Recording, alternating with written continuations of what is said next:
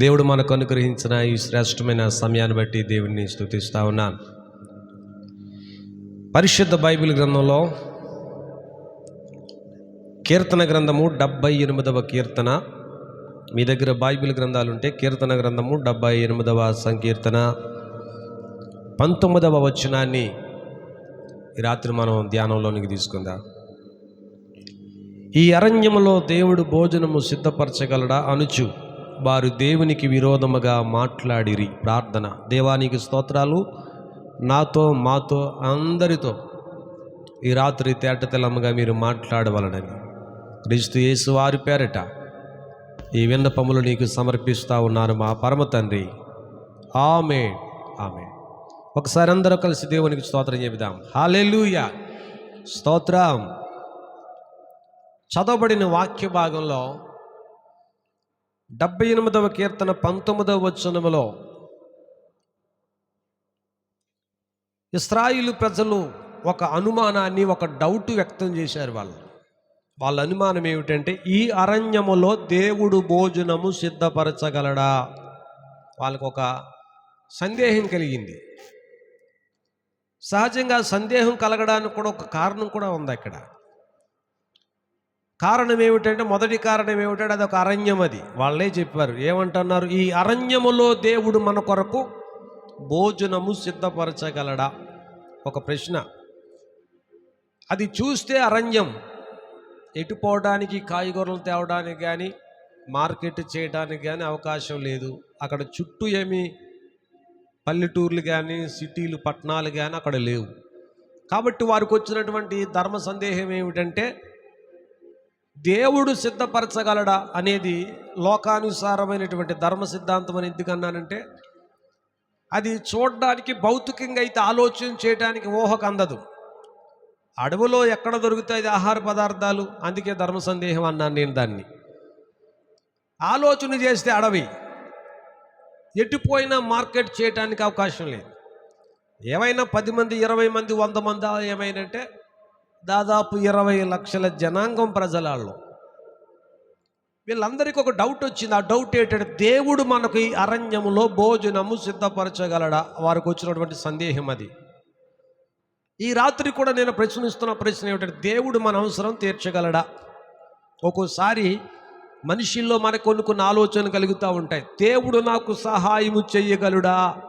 ఇది అవుతుందా, ఇది అవ్వదా, ఇది జరుగుతుందా, ఇది జరగదా? కారణం ఏమిటంటే, ఏం చేద్దామన్న ఇక్కడ అరణ్యమే, కుదరదు. సిచ్యువేషన్ చూస్తే అనుకూలంగా లేదు, పరిస్థితులు అనుకూలంగా లేవు. కాబట్టి ఏమంటున్నారు వాళ్ళు? దేవుడు చెయ్యగలడా అని వాళ్ళు అడుగుతూ ఉన్నారు. ఇక్కడ కూర్చున్న మిమ్మల్ని కూడా ఈ రాత్రి దేవుడు ప్రశ్నిస్తూ ఉన్నాడు. దేవుడు చెయ్యగలడా? అది చూస్తే అరణ్యము, ఎటు పోయినా ఎటు చూసినా కానీ కీరరణ్యము తప్ప ఎక్కడ సిటీలు కానీ దగ్గరలో ఉన్నటువంటి ఊర్లు కానీ వారికి కనిపించడం లేదు. కాబట్టి వారు లోకానుసారంగా ఆలోచన చేస్తే కరెక్టే, కానీ దైవికంగా ఆలోచన చేస్తే కరెక్ట్ కాదు అది. కారణం ఏమిటంటే, అప్పటికే వాళ్ళు నదులు దాటుకుంటూ వచ్చారు. అప్పటికే దేవుడు ఎన్నో అద్భుతాలు వారి జీవితాల్లో చేసుకుంటూ వచ్చాడు. ఇప్పుడు అన్ని అద్భుతాలు చేసిన దేవుడు ఇప్పుడు చెయ్యలేడా? ఇది వీళ్ళకి గుర్తులేదు వీళ్ళకి. అందుకే కింద లైన్లు ఏమంటారు? వారు దేవునికి విరోధముగా మాట్లాడుచూ వచ్చురి అని రాయబడతారు. ఎందుకు వారు దేవునికి విరోధంగా మాట్లాడారంటే, ఈ అరణ్యములో దేవుడు భోజనము సిద్ధపరచగలడు. చూస్తే అరణ్యం ఇది, ఎటు చూసినా దిక్కు లేదు, ఎటు చూసినా ఎటు పోదామన్న దారులు కనిపించడం లేదు. కాబట్టి ఇక్కడ దేవుడు చెయ్యగలడా? దేవుడు వల్ల అవుతుందా? ఆయన వల్ల సాధ్యమేనా అని వీళ్ళల్లో అవిశ్వాస సంబంధమైనటువంటి ఆలోచన కలిగింది. ఈ మాట కలిగితే దేవుడు అంటా ఉన్నాడు, ఈ ఆలోచన కలిగినప్పుడు నాకు విరోధంగా వీళ్ళ ఆలోచన చేస్తూ ఉన్నారు. వారు దేవునికి విరోధముగా మాటలాడుచూ వచ్చురి. అనుకున్నది జరగకపోయేసరికి, ఆకలేసేసరికి, అవసరం కలిగేసరికి అప్పటికే వీళ్ళల్లో అవిశ్వాసం సంభవించింది. మనకేదైనా ఒక అవసరం వచ్చినప్పుడు ఆ అవసరం వెంటనే తీరకపోతే కలిగేది అవిశ్వాస సంబంధమైన మాటలు చాలా మందిలో వచ్చేస్తూ ఉంటాయి. దేవుడే ఉంటే, లేకపోతే దేవుడే చెయ్యగలిగితే, ఒకవేళ దేవుడే అయితే చేసేవాడే కదా అన్నట్టుగా అవిశ్వాస సంబంధమైన మాటలు అవిశ్వాసుల్లో సంభవిస్తూ ఉంటాయి. కానీ వాక్యం ఏమి సెలవిస్తుంది? దేవుడు చేయగలడా? ఒక్కోసారి మనుషులుగా మనకు అనిపిస్తుంటుంది, నా ఆలోచన దేవునికి తెలుసా, నా ఇష్టాలు దేవునికి తెలుసా, నా టేస్ట్ ఏంటో దేవునికి తెలుసా, నేనేం తింటానో దేవునికి తెలుసా? దేవుడు చెయ్యగలడా లేదా? కొన్నిసార్లు మనకి కొన్ని సందేహాలు కలుగుతాయి. అందుకే 20వ వచనాన్ని మీరు చదవండి. ఇదే అధ్యాయంలో 20వ వచనములు ఇలా రాయబడుతున్న సందర్భాన్ని మీరు చూస్తూ ఉంటారు. వారు దేవునికి విరోధముగా మాట్లాడుచు ఆయన బండను కొట్టగా నీరు ఉబుకెను, నీళ్లు కాలువల వలె పారును. ఆయన ఆహారం ఇయ్యగలడా? ఆయన తన ప్రజలకు మాంసము సిద్ధపరచగలడని వారు చెప్పుకొనిరి. యెహోవా ఈ మాట విని కోపగించెను. దేవునికి స్తోత్రం కలుగును గాక. మీరు 20వ వచనంలో చూస్తే ఆయన బండను కొట్టగా నీరు ఉబుకెను, నీళ్లు కాలువై పారెను. ఏంటి, బండను కొట్టినప్పుడు నీళ్ళు వచ్చినప్పుడు మాంసము సిద్ధపరచలేడా? భోజనము సిద్ధపరచలేడా? అసలు వాస్తవానికి అరణ్యం అంటే దానికి ఎక్కడ దారి తెని ఉండదు, అదొక ఎడారి, నీళ్లు ఉండవు. కానీ ఆ వాక్యం ఏం సెలవిస్తుంది? బండను కొట్టగా నీళ్ళు ఎంతవరకు వచ్చే? కాలువల వలె పారే. మరి బండలోంచి నీళ్లు రప్పించగలిగిన దేవుడు భోజనం పెట్టలేడా? మన అవసరాలు తీర్చలేడా? ఒకసారి సారమ్మ గారు కూడా అలాగే అనుకుంటా ఉందంట. మధ్యాహ్న సమయంలో 3 దూతలు అబ్రహాం గారి ఇంటికి వచ్చారు. మంచి ఎండది. ఎండ సమయంలో వచ్చేసరికి అబ్రహాం గారు ఆ దూతలను చూసి, అయ్యా వందనాలు, రండి ఇంటికి రండి అని చెప్పి ఇంటికి తీసుకెళ్ళాడు. ఇంటికి తీసుకువెళ్ళిన తర్వాత వెంటనే వాళ్ళ కొరకు భోజనాలు సిద్ధపాటు చేశాడు, తినడానికి కావలసినవన్నీ ఏర్పాటు చేశాడు. భోజనం చేసిన తర్వాత దేవదూతలు అంటా ఉన్నారంట, మరుచుడు సంవత్సరం వచ్చేసరికి ఇదిగో నీ భార్య అయిన శారా గర్భం ధరించబోతా ఉంది, నీ భార్య అయిన శారా గర్భం ధరించబోతా ఉంది అని చెప్పారంట. శారమ్మ గారు డేరాలో ఉండి పళ్ళుకి హిహి అంట, ఊరుకోండి అదేం మాట్లాడిందని, ఇప్పటికే చూస్తున్న వయసు చాలా గతించిపోయింది, ఇప్పుడే ఆ పిల్లలు పుడతాం అని నవ్వుకుంటా ఉందట. ఆల్రెడీ అప్పటికే ఒక ప్రవచనం ఉంది, అప్పటికే ఒక వాగ్దానం ఉంది. ఆ వాగ్దానం మర్చిపోయింది ఈవిడ. ఆ మాట దేవుడు విన్నాడట. ఇక్కడ అదే మనం చూస్తూ ఉంటాం. మనం 21లో యెహోవా ఈ మాట విని కోపించేను. చాలు దేవునికి స్తోత్రం కలుగును గాక. దేవుడు వింటాడండి. వెంటనే నువ్వేం మాట్లాడుతున్నావు? కోపగిస్తున్నావా, సంతోషిస్తున్నావా, వాగ్దానం ప్రేమతో రిసీవ్ చేసుకుంటా ఉన్నావా, భక్తితో వాగ్దానాలు రిసీవ్ చేసుకుంటా ఉన్నావా, నీలో ఇంకా ఏదో ఒక అనుమానం ఉందా? దేవుడు గ్రహిస్తాడు. వీళ్ళు ఏమనుకుంటా ఉన్నారంటే, శారమ్మ గారు ఎవరు లేరు కదండి, ఒక్కరితో పల్లికిలించిందంట. దేవుడు వెంటనే శారమ్మని అడిగాడట. శారా అన్నాడంట. చిత్తం ప్రభు అందట. నాకు అసాధ్యమైంది ఏదైనా ఉంటుందా శారా అని అడిగాడంట. దేవుడు వింటాడన్న విషయం కూడా ఈవిడ మర్చిపోయింది. ఈవిడ నాకు అసాధ్యమైనది ఏదైనా ఉన్నదా అని అడిగాడంట. శారమ్మ గారు బెత్తరపోయి, ఏ బాబు దేవుడు చూశాడన్న విషయం నేను మర్చిపోయినాడు, కానీ లేదు ప్రభువా, నీకు అసాధ్యమైనది ఏది ఉండదయ్యా అన్నదట. దేవునికి స్తోత్రం కలుగునుగాక. మరెందుకు నవ్వుతా ఉన్నావు నీవు? ఈ రాత్రి దేవుని మాట నీకు ఒక హేళనగా ఉందా? దేవుని మాట నువ్వు నమ్మనట్లుగా నువ్వు ఉంటా ఉన్నావా? ఏమో అయితే అటు లేకపోతే ఇటు అన్నట్టుగా ఉన్నావా? చూద్దాంలే అన్నట్టుగా ఉన్నావా? కానీ దేవుడు ఏమంటా ఉన్నాడు? ఈ అరణ్యములో దేవుడు నీకు ఆహారం సిద్ధపరచగలడా? అవునా కాదా? చెయ్యగలడు అని చెప్పాలా. అది అరణ్యమైనా పర్వాలేదో, దారి లేని పరిస్థితులైనా పర్వాలేదో, ఎట్టిపోయినా నాకు అనుకూలత కనపడకపోయినా పర్వాలేదు, దేవుడు అనుకూలత లేని దానినే దేవుడు అనుకూలముగా మార్చగలడా? ఇలా అసాధ్యమైన వాటిని దేవుడు సాధ్యపరచగలిగిన దేవుడు ఆయన. డాక్టర్ చెప్తాడు, నిజమే, అది తప్పు కాదు. ఆయన చెప్పింది వాస్తవమే, డాక్టర్గా చెప్పింది ఇది కూడా అవాస్తవాలు కాదు, వాస్తవాలే చెప్తారు వాళ్ళు. కానీ దేవుడు విశ్వాసంతో సమస్తాన్ని సాధ్యపరచగలిగిన దేవుడు ఆయన.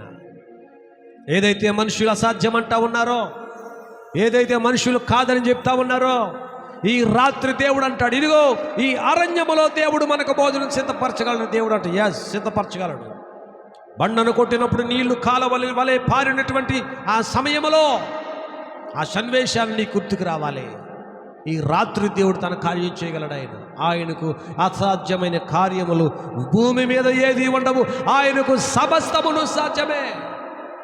కాబట్టి ప్రభువు చెప్తా ఉన్నాడు, ఇలా మాట్లాడుకుంటూ ఉంటాడంటే దేవునికి కోపం వస్తుందట. మనం అవిశ్వాస సంబంధమైన మాటలు మాట్లాడుతుంటేనంట దేవుడు కోపగించుకుంటాడట. ఇన్ని తెలుసుకుని ఇన్ని విషయాల్లో అంతా గ్రహించి కూడా మరలా జరుగుతుందా లేదా, అవుతుందా లేదా, అవునా కాదా, ఈ అవిశ్వాసము అపనమ్మకాన్ని వదిలేయమని రాత్రి చెప్తా ఉన్నాడు. నీలో ఒక బలమైన విశ్వాసం అనేది కలిగి ఉంటే కనుక ఏదైనా చేయటకు పరిశుద్ధాత్మదేవుడు ఆయన సాధ్యము చేయగలిగిన సమర్థుడైన దేవునికి స్తోత్రం కలుగునుగా. హల్లెలూయా. కాబట్టి నీ టేస్ట్ ఏంటో తెలుసు, నువ్వేం తింటావో తెలుసు, నీకేమి కావాలో తెలుసు, నీ అవసరాలు ఏంటో తెలుసు, నీ ఇంటి అవసరాలు ఏంటో తెలుసు. ఆయన వీళ్ళు కోరుకున్నది ఏంటో వీళ్ళు అడగలేదు. అడగక ముందే దేవుడు ఏం చేశాడు తెలుసా? వారి కొరకు మన్నాను దేవుడు పంపించాడు. దేవునికి స్తోత్రం కలుగునుగా. మాంసమును దేవుడు వారి కొరకు పంపించాడని కూడా బైబిల్ గ్రంథంలో మనం చూడగలుగుతున్నాం. మీరు 27వ వచనంలో చదవండి. 27వ వచనం చదివితే 25కి రండి. 25వ వచనమా, దేవదూతల ఆహారము నరులు భుజించిరి, భోజన పదార్థములను ఆయన వారికి సమృద్ధిగా పంపించాడు. చెప్పలు కూడా అందరూ దేవునికి స్తోత్రాలు చెల్లిందాం. హల్లెలూయా, హల్లెలూయా. 19లో ఏమన్నారు వాళ్ళు? ఈ అరణ్యములో దేవుడు మా కొరకు భోజనము సిద్ధపరచగలడా అని అడిగారు వాళ్ళు. 25వ వచనంలో దేవుడు ఏం చేశాడంట? దేవదూతలు తిను ఆహారము నరులు భుజించిరి, భోజన పదార్థములు ఆయన వారికి సమృద్ధిగా దేవుడు ఇచ్చాడట. అసలు మనం అడిగితే ఏం తింటాం మనం? చికెను, మటను, చేపలు, పీతలు, రొయ్యలు, కాయగూరలు ఏదో తింటాం. కానీ ఇక్కడ ఏ ఆహారం పెట్టాడు దేవుడు? దేవదూతలు తినే ఆహారం నరులు భుజించిరి. నేను ఎప్పుడూ తినలేదు. ఇక్కడ మిగిలి ఎవరైనా తిన్నారేమో ఆ ఆహారం? ఆ కృప నాకు లేదు. దేవుడు ఆ కృప ఆ దినాలు ఇశ్రాయేలు ప్రజలకు దేవుడు ఇచ్చాడు. వాళ్ళ సందేహం ఏంటి? దేవుడు పెట్టగలడా? పెడితే ఏం పెడతాడు? పెడితే అసాధారణమైనవి ఏం పెట్టడు ఆయన. అందుకంటాడు, మనం ఊహించిన అడుగు వాటికంటేను అత్యధికమైన మేలు దేవుడు చేస్తాడంట. దేవునికి స్తోత్రం. మనం ఊహించుకున్న వాటికంటే, మనం ఏమడిగామో దానికంటే కూడా అత్యధికమైన మేలు చేస్తాడంట.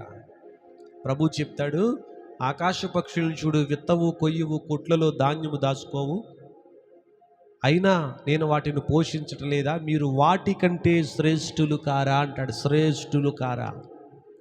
ఆకాశ పక్షుల కంటే మీరు శ్రేష్ఠులు, భూమి మీద ఉన్న వాటన్నిటికంటే మీరు శ్రేష్ఠులు. ఎందుకంటే నా పోలికలో చేసుకున్నాను నేను. మీరు నా మనుషులు, నా బిడ్డలు, నా ఊపిరిలోంచి పుట్టినవారు, నా చేతి పనిని బట్టి, నా ఊపిరిని బట్టి పుట్టినవారు మీరు. కాబట్టి ప్రభు చెప్తాడు, ఆయన ఇస్తే ఎలాంటిది ఇస్తాడో తెలుసా? శ్రేష్టమైనది ఇస్తాడు, మంచివే ఇస్తాడు. ఆయన ఏమిచ్చినా ఆశామాసి ఇవ్వడు. ఎలాంటివి ఇస్తాడంట? దేవదూతలు తినే ఆహారమును నరులు భుజించరు. ఎంతంత? ఒక్కొక్క గరిటేసి సాలు సరిపెట్టుకనలేదంట. ఎంత ఇచ్చాడంట? సమృద్ధిగా అని రాయబడ్డది ఇక్కడ. ఎంత ఇచ్చాడంట ఆయన? సమృద్ధిగా. దేవునికి స్తోత్రం కలుగునుగా. హల్లెలూయా. దేవుడు సర్వ సమృద్ధిని దేవుడి గృహములు ఈ రాత్రి కుమ్మరించును గాక. దేని కొరకైతే అడుగుతా ఉన్నారు, దేని కొరకు ఆశిస్తూ ఉన్నారు, దేవుడు చెయ్యగలడా చెయ్యలేడా నీలో సందేహం కలిగితే ఈ రాత్రి దాన్ని తీసేయాలి. ఇక్కడ కూర్చున్నానేమో, నా దేవుడు చేయగలడు. ఎంత చేయగలడు? చేస్తే సమృద్ధిగా చేయగలడు ఆయన. చేస్తే ఏం చేస్తాడు ఆయన? మనం ఊహించిన దాటికంటే అత్యధికమైన మేలే చేస్తాడు. ఏ మేలో? దేవదూతలు తిను ఆహారము నరులు భుజించరి. భూమి మీద ఎవరు ఎప్పుడు చూడలేని టేస్ట్ దేవుడు వారికి చూపించాడు. అది దేవుని సత్తా, దేవునికున్న కృప, దేవునికున్న ప్రేమ, మన ఎడల దేవునికున్న జాలి, కనికరం, దయని చెప్పాలి మనం. దేవునికి స్తోత్రం కలుగును గాక. కొన్నిసార్లు మన పిల్లలు చెప్తూ ఉంటారు, ఊరు వెళ్తుంటే, వచ్చేటప్పుడు నాకు ఆడుకోవటానికి ఏదైనా చిన్న బొమ్మ తీసుకురంటారు. ఆ ఆడుకోవటానికే కాదు, మనం వచ్చేటప్పుడు మనం ఏం చేస్తాం తెలుసా? ఇదే ఉందండి, ఆడుకుంటే 2 రోజుల్లో పోతుంది అని చెప్పి మంచి వస్త్రాలు, ఏదైనా విలువైనటువంటి వస్తువులు, ఎక్కువ కాలం మన్నేవి వారి కొరకు మనం తీసుకొస్తూ ఉంటాం. దేవుడు కూడా మన కన్న తండ్రి అయిన, మనం అడిగిన వాటికంటే, ఊహించుకున్న వాటికంటే కూడా అత్యధికమైన కార్యములు దేవుడి రాత్రి మన జీవితాల్లో చేయునుగాక. హల్లెలూయా. దేవుడు ఎంత వారికి సమృద్ధి ఇచ్చాడంటే 27వ వచనంలో చూస్తా, ధూళి ఎంత విస్తారముగా మాంసమును, సముద్రపు ఇసుక రేణువులంత విస్తారముగా రెక్కల గల పిట్టలను ఆయన వారి మీద కురిపించెను. 27వ వచనం అంటాడు, ధూళి ఎంత విస్తారం అంట. ఎంత విస్తారం అంట? వీళ్ళు కోపగించుకుంటా ఉన్నారు, దేవునికి విరోధంగా మాట్లాడుతూ ఉన్నారు, దేవుడు చేయగలడా లేదంటా ఉన్నారు. ఇవన్నీ విని, వీటన్నిటిని విని యేసయ్య బాధపడతా ఉన్నాడు. నేను ఎన్ని చేసినా వీళ్ళు ఇలా మాట్లాడుతూ ఉన్నారు ఇట్లా. అందుకే దేవుడు చెప్తా ఉన్నాడు, సరే తినండి, మీరు అడిగింది కాదు, మీరు అడిగిన దాటికంటే శ్రేష్టమైనది ఇస్తాను, దేవదూతలు తినే ఆహారం నేను పెడతాను, మీకు సమృద్ధిగా పెడతాను. తర్వాత 27 అంటాడు, మాంసం తినాలనిపించిందంట. ఎంత మాంసం పెట్టాడంట? ధూళి ఎంత ఎంత తింటారో తినండి రబ్బాయి అని చెప్పి, చెవుల్లోంచి ముక్కుల్లోంచి వచ్చేసారో తింటారో తినండి అని చెప్పి దేవుడు ఏం చేశాడంట, రెక్కల గల పిట్టలు వచ్చి ఎవడ దేరా ముందో టపేలు టపేలు టపేలు పడిపోతూ ఉన్నాయంట. ఆ రెక్కల గల పిట్టలన్నింటినీ పట్టుకుని ఏం చేయాలి ఇప్పుడు వీళ్ళు? చక్కగా వాడిని తీసుకుని విస్తారంగా, ఒక్కో పిట్ట కాదు, ఎంత తింటారో తినండి రబ్బాయి అని చెప్పి అరణ్యములో దేవుడు వారికి రెక్కల గల పిట్టలను పంపించాడట. ధూళి ఎంత విస్తారమైన మాంసమును వారి తిని విసుగుపోయేటంతగా దేవుడు వారికి తిండెట్టాడు. దేవునికి స్తోత్రం కలుగునుగా. హల్లెలూయా. ఈ రాత్రికి నీ అభిరుచులు తెలుసు, నీ ఆలోచన తెలుసు, నీవేమడుగుతున్నావో దేవునికి తెలుసు. అంతకంటే శ్రేష్టమైన ఈ రాత్రి దేవుడు ఏమవుతా ఉన్నాడు. నువ్వు అడిగినవి కొంచెమే, అడిగినవి మానవరీత్యా నీ ఆలోచనలో ఉన్నదే అడుగుతావు, కానీ దేవుడు అంటాడు అదొద్దు, అంతకంటే శ్రేష్టమైనది నేను నీకు ఇస్తాను. ప్రభువా ఇప్పుడే ఇవ్వంటావు. దేవుడు కంగారు పడుకో, నేను ఇస్తాను, కానీ శ్రేష్టమైనది నేను నీకు ఇస్తాను. సర్వసాధారణంగా మనకి ఏదైనా ఒక ఉంగరం కొనుక్కోవాలనిపించింది అనుకోండి, చిన్నపిల్లలు తీర్థాలు జరుగుతుంటే అది కొను అని అంటారు. 10 రూపాయలు ఎడితే బంగారం లాగా ఉన్నదే కొనుక్కుంటాడు ఆడు. కానీ మనం ఏం చేస్తాం? మనం ఆడు తెల్లారినప్పుడు రెండు సార్లు నీటిలో పెడితే పొద్దుడికి రంగు పోతుంది. కానీ తల్లిదండ్రులు ఏం చేస్తారు? అని రోల్డ్ గోల్డ్ కాదురా, గోల్డ్ ఇస్తాను నీకు కంగారు పడుతుంటారు వీళ్ళ. కాబట్టి రోల్డ్ గోల్డ్ దొరికినంత సులువుగా గోల్డ్ దొరకదు. దాని కొరకు కొంత ధనము సమకూర్చాలి, కొంత టైం పడుతుంది. ఆ టైం కొరకు వెయిట్ చేస్తే కనుక మనం శ్రేష్టమైన వాటిని ప్రభు ఈ రాత్రి మనకు దయచేయునుగాక. శ్రేష్టమైనటువంటి ఈవులు దేవుడు ఈ రాత్రి ఇక్కడ కూర్చున్న వారికి, కుటుంబం వారికి దేవుడు దయచేయునుగాక. ప్రతి ఆలస్యం వెనకాల, ప్రతి ఎదురు చూపు వెనకాల, ప్రతి నిరీక్షణ వెనకాల దేవుని అద్భుతమైన కృప ఈ రాత్రి ఇంటిలో దిగు రాబోతా ఉంది. దేవుని శ్రేష్టమైన ఈవులను ఈ రాత్రి దేవుడు నీకు ఇవ్వబోతా ఉన్నాడు. ఆలస్యం అయిపోయిందని కంగారు పడవద్దు, సమయం అయిపోతుందని బాధపడవద్దు. అయ్యో ఇంకా ప్రభు నా మనవలు వింటలేదని ఆలోచన చేయొద్దు. అయ్యో అడుగుతూ ఉన్నారు, దేవుడు వింటా ఉన్నాడా లేదా, నా మనవలు దేవుడికి అంగీకారం అవుతున్నాయా లేదా, అసలు దేవుడు ఉన్నాడా లేదా. ఇశ్రాయేలు ప్రజల్లాగా నీలో లేనిపోని అవిశ్వాస సంబంధమైన ఆలోచన వస్తే దేవుడు చెప్తాడు, ఇదిగో నేను బండను కొట్టినప్పుడు కాలువల వలె విస్తారంగా నీళ్లు ప్రవహించలేదా. దేవుడు చెప్తా ఉన్నాడు, తొందరపడవద్దు, మనుషులు తినే ఆహారం కాదు, దేవదూతలు తినే ఆహారం నేను అడిగి పెడతాను, కంగారు పడవద్దు. ధూళి ఎంత విస్తారమైనటువంటి రెక్కల గల పిట్టలను నీ గుమ్మ ముందు పాడేస్తాను, తొందరపడతాను చెప్పాడు. ఈ రాత్రి వేళ సమయంలో దేని కొరకు ఎదురు చూస్తా ఉన్నావో, దేని కొరకు కనిపెడతా ఉన్నావో, దేని కొరకు నువ్వు ఆశిస్తా ఉన్నావో, చేయగలడా లేదా, అవుతుందా లేదా, నీలో అపనమ్మకం ఉంటే వాటికి రాత్రి ప్రభు చెప్పినటువంటి మాటలే దానికి ఆధారం. మన పితరుల జీవితంలో కలిగినటువంటి అనుమానములు దేవుడు నిమృతి చేశాడు. ఏదైతే వారు అవిశ్వాసంతో బాధపడ్డారో, అవిశ్వాసంతో ఏడ్చారో, ఆ అవిశ్వాసముకు ఇదిగో తొందరపడొద్దురా. ఎందుకు మీరు అవిశ్వాసంతో ఉన్నారో, అపవిశ్వాసంతో ఉన్నారు, కార్యములు చేయబోతాం. ధూళి ఎంత విస్తారం, నీవు ఆలోచన చేసినంత కొంచెము కాదు. నేనేదైనా కార్యము చేస్తే సమృద్ధిగా చేస్తాను. నీవెన్నడు చూడనిది, నీవెన్నడు తినది, నీవెన్నడు ఊహించలేనిది దేవదూతలు తిన్న ఆహారము నరులు తిన్నారు. ఎంత ఆశ్చర్యమని కార్యం. అలాంటి కార్యం ఈ రాత్రి మన జీవితాల్లో ప్రభు చేయబోతా ఉన్నాడు. తొందరపడవద్దు, కంగారు పడవద్దు, అపనమ్మకం తెచ్చుకోవద్దు, బలహీనుడు అయిపోవద్దు. జరుగుతున్న పరిణామాలన్నిటిని బట్టి నీలో నీవే కృంగిపోవద్దు. ఒకవేళ వైద్యుడు చెప్పింది వాస్తవమే కావచ్చు, కానీ ఈ రాత్రి దేవుడు దాన్ని కార్యము చేసి తారుమారు చేయగలిగిన సమర్థుడైన, లేని వాటిని ఉన్నట్లుగా, ఉన్న వాటిని లేనట్లుగా చేయగలిగిన దేవుడు ఈ రాత్రి. శారమును అడిగిన ప్రశ్న, శారా నాకు అసాధ్యమైనది ఏదైనా ఉంటుందా? నా వల్ల కానిది ఏదైనా ఉందా? లేదయ్యా, నీవన్నీ చేయగలిగినదే. మరి ఎందుకు అవిశ్వాసపు ఆలోచన నీలోనికి వస్తా ఉన్నదే? ఈ రాత్రి ప్రభు కార్యం చేయబోతా ఉన్నా. యేసయ్యా నీకు స్తోత్రాలు, స్తోత్రాలు, స్తోత్రాలు. ఈ రాత్రి ఒక బలమైన కార్యం మీ కుటుంబంలో జరిగించండి ప్రభు. ఈ రాత్రి ఈ మాటలు వింటున్న వారు ప్రతి వారి జీవితంలో అద్భుతములు జరిగించండి. ఎంతమంది ఈ రాత్రి నీ మాటలు వింటా ఉన్నారో వారు బ్రతుకుల్లో ఒక నూతనమైన కార్యము జరుగును గాక. ఆలస్యం అయిపోయిందని ఎవరైతే కృంగిపోతా ఉన్నారో, ఆలస్యం అయిపోతా ఉందని ఎవరైతే అవిశ్వాసంతో బలహీనమైపోతా ఉన్నారో, ఈ రాత్రి నీ కార్యాలు వారి బ్రతుకుల్లో జరిగించము స్వామి. యేసయ్యా నీకే స్తోత్రాలు. హల్లెలూయా.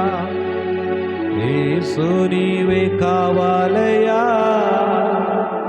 నాతో కూడా రావాలయ్యా. యేసు నీవే కావాలయ్యా, నాతో కూడా రావాలయ్యా. ప్రార్థన చేసుకోండి. ఈ రాత్రి వేళ సమయంలో తండ్రి ప్రత్యేకంగా మేము ప్రార్థన చేస్తా ఉన్నాను.